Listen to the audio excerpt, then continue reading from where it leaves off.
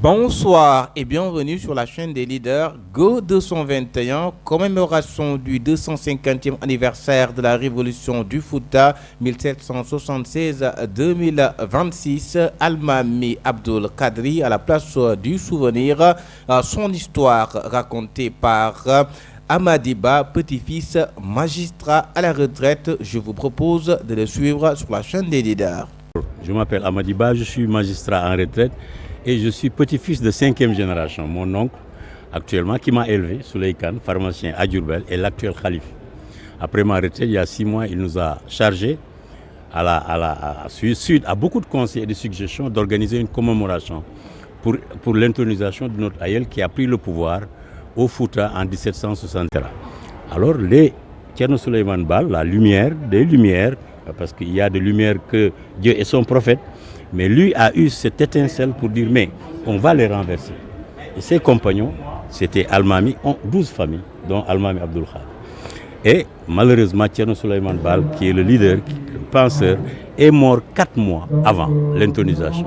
Mais avant, il avait recommandé pour dire Abdul Khadr est sage, il a le savoir, il a le savoir-faire, il a l'éthique, la transparence, il aime Dieu, il est un homme vraiment d'une humilité et d'une grande connaissance. Il faut lui demander s'il peut diriger le Fouta. On lui dit, va diriger. Il dit non, moi je suis un marabout, je vis même de ce que les talibés amènent le soir.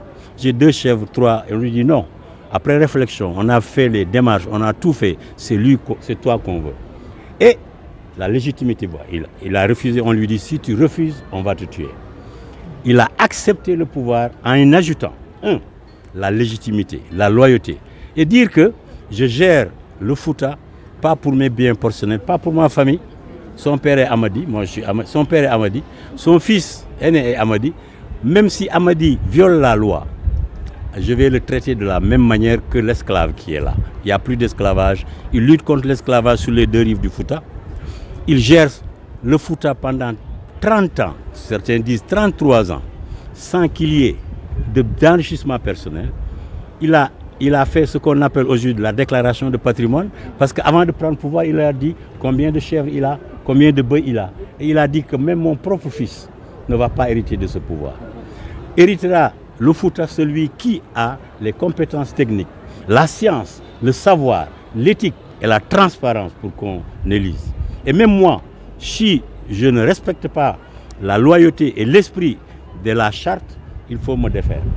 Il a régné pendant tout ce temps, régime théocratique, il a fait appliquer la charia, c'était le juge d'appel. Et puis écoute, durant ton histoire du Sénégal, est-ce qu'on t'a parlé de lui?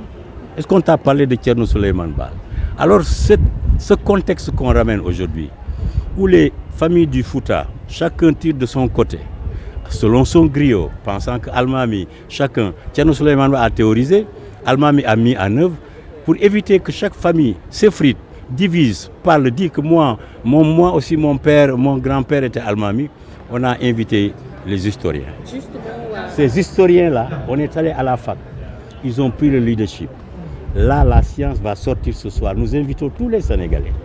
Vous voyez le professeur qui dit c'est pas trop tard, parce qu'on ne nous a jamais parlé comme ça de l'histoire du Sénégal.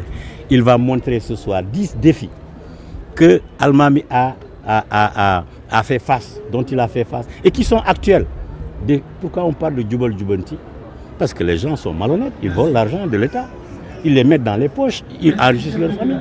Pourquoi on dit ça? Almami avait dit, je ne gère pas ce Fouta pour mon bien personnel, ni pour mes enfants. C'est pourquoi mon grand-père, Amidou, a cherché du travail. Il est devenu un gardien à la gare de Diourbel. Ses enfants se sont éparpillés dans le monde, dans la sous-région, parce que personne n'avait pensé une seule fois hériter d'un coin, encore d'1 mètre carré. Jusqu'à présent, notre famille n'a rien au Fouta. Donc c'est vous dire que j'ai la légitimité. Aujourd'hui, le problème actuel, c'est l'honnêteté, la rectitude des décisions des juges, la gouvernance, la transparence. C'est un défi, le culte du travail, l'honnêteté. Et alors donc, si on revisite l'histoire de Almami, ce n'est pas pour une famille, comme je l'ai dit. Ce n'est pas pour des familles. Ce n'est pas pour le Fouta, ce n'est pas des problèmes de langue. Almami, et lui-même, il parle Sérère, il est né au Saloum. Son père est mort au Saloum. La tombe de son père est entretenue par des Sérères. Il a quitté le Saloum pour faire le tour du Sénégal, apprendre le Coran. Il a fait ses humanités jusqu'en Mauritanie. Il ne faut pas nous parler de langue ici. Ou une famille qui se dit je suis non, c'est c'est un patrimoine familial. On a voulu restituer, revisiter l'histoire pour rectifier, pour que les Blancs qui n'ont jamais parlé de lui parce qu'il était contre l'esclavage sur les deux rives, ils rachetaient des esclaves. On a parlé de lui nulle part. Les lettres sont en France et en Grande-Bretagne, on les a retrouvées, elles sont là, une des lettres, pour dire qui traverse le fleuve, je vais l'attaquer.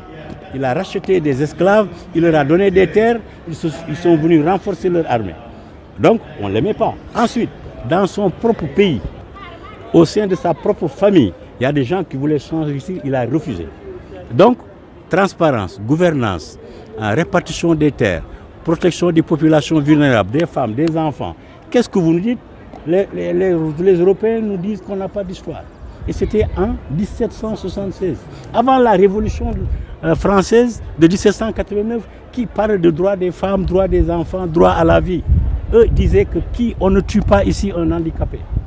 Les handicapés, la protection des populations vulnérables étaient reconnus et protégés depuis 1776.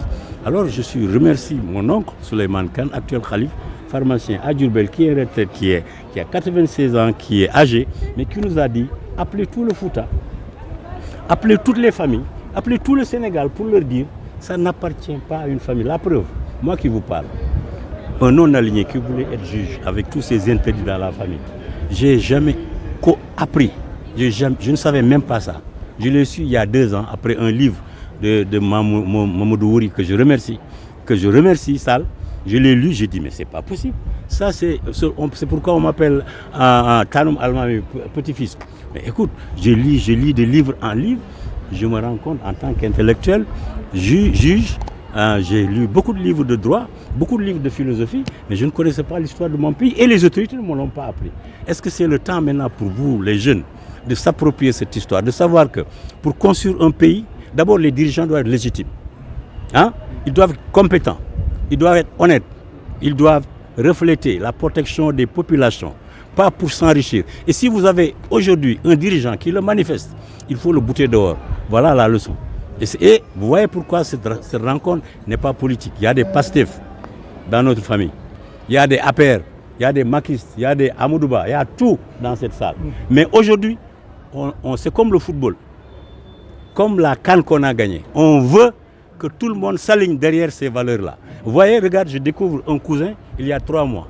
Il est Bour Koumandofène, on l'appelle Bour Koumandofène, il est du Saloum. Il est du Sine Saloum. Et pourtant, sa mère est une tante. Il est CAN. Vous voyez? Donc le Sénégal, c'est ça, c'est la diversité. Il ne faut pas qu'on vienne vous dire d'autres choses. L'histoire de populisme là, on a tout ce qu'il faut pour être fier. Être un Sénégalais décomplexé. J'ai fait 20 ans dehors. Abou Touba Boumayab. Taxaw mon sax sama histoire